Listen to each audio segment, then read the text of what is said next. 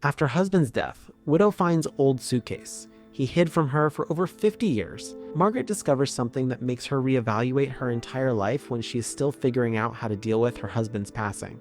Margaret Freeman made a life-changing choice when she was 18 years old. Her father, who was affluent, disapproved of the charming and humorous Daniel Hernandez she married. Her father had yelled, "You marry that lowlife and you'll get nothing from me, Margaret. You'll see what love really is when you get to live in a one-bedroom rat hole with roaches crawling up the walls." Margaret, though, ignored me. She was positive that she would always love Daniel. At all. Returning to that little flat seemed lovely at first. There was no space, yet there were no insects or rats. Margaret secured employment as a large hotel receptionist while Daniel began working for the post office. Daniel had told Margaret, job security, love, in response to her insistence that he look for work that pays more. "I need to be certain that we will have a pension to support ourselves in our later years." Margaret could understand Daniel's fixation on safety. Had he not seen his father die in a building site accident, leaving his mother to survive on the meager social aid handed to her? He had been an illegal, with no pension for his wife and 5 kids, no insurance. Daniel was determined that neither Margaret nor their kids would experience the same situation. Daniel thought that working for the post office would provide them with such guarantee. But with 2 kids to support, 2 meager wages didn't go very far. Margaret and Daniel were thrifty, but they spent every penny they made. Seldom was there much left over for savings. After that, their 2 kids grew up, moved out, and began their own lives. After their daughter relocated to Brazil and their son went to Alaska, Margaret and Daniel found themselves back where they had begun. Margaret's father passed away at this period.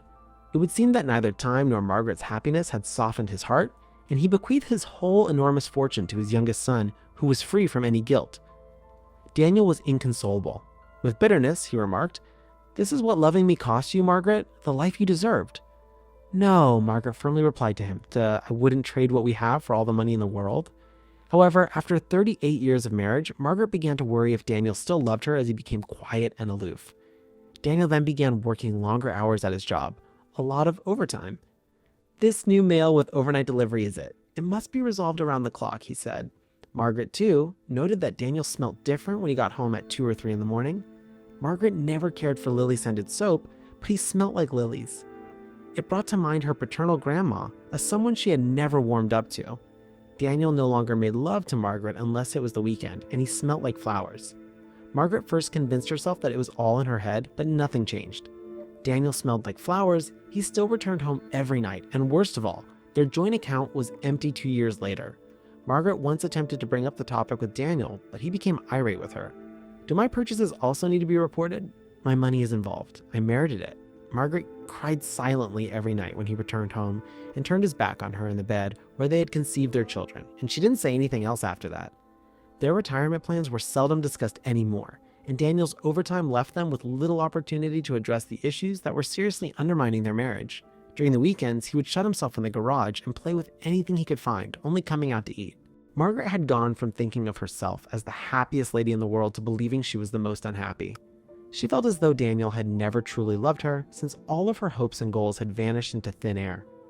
Daniel had a heart attack just after Margaret and Daniel celebrated their 50th wedding anniversary. Even before the doctor spoke, Margaret understood the diagnosis. With a gentle shake of his head, "Mrs. Hernandez, I think you should get ready for the worst," he said to Margaret. "Your spouse's heart is just exhausted. Due to his advanced age, a heart transplant is the only choice available. He's 69. Margaret said, "He's just 69 years old. He said that he will retire." That evening, Margaret gave her kids a call, and along with Anna, her lone grandchild, they took a plane to New York to bid their final goodbyes. It was all over 2 weeks later. After Daniel had passed away, he had just silently held Margaret's hand despite having talked fondly about the past to his children and grandkids. On his final day here on Earth, he had murmured, "Margaret, I love you. Just you. I have always done." Those were his final words, and they provided very little solace after so many years of uncertainty and sadness. Margaret's son and daughter departed immediately after the burial, although they had their own lives to live and sobbed for their father. Anna remained behind to assist Margaret in adjusting to her empty home and her miserable existence. Margaret got up the day after her kids departed and made the decision to erase everything from the past. She loaded all of Daniel's personal items into cardboard boxes for goodwill with Anna's assistance. As she was sealing the final box, she was attacked by the scent of flowers. She started to scream loudly, knocked the box over, and spilled all of the neatly folded contents. The entire tale just flowed out since Anna was there to comfort and embrace her. "He's been cheating on me for the last 12 years, coming to my bed every night smelling of another woman," Margaret cried. "And his last words to me were a lie."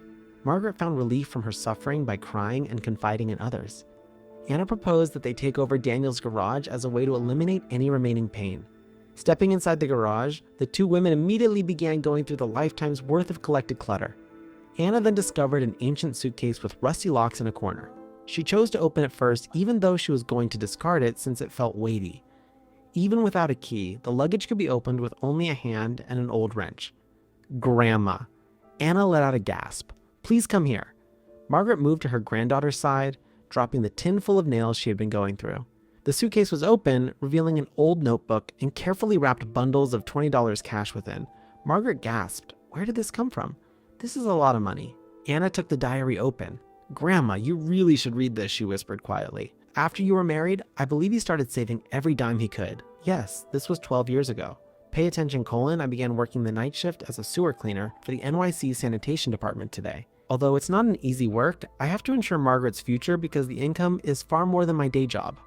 Her father was correct. I am not a winner. I'm resolved to return at least some of the things I cost her. I told Margaret that every night before I go home, I take a shower and sift through the overnight mail because I don't want her to find out.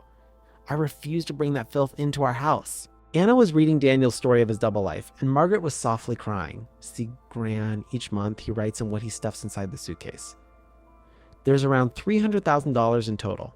Margaret peered inside that worn-out luggage at the tangible evidence of her husband's unwavering love and his readiness to give anything up for her.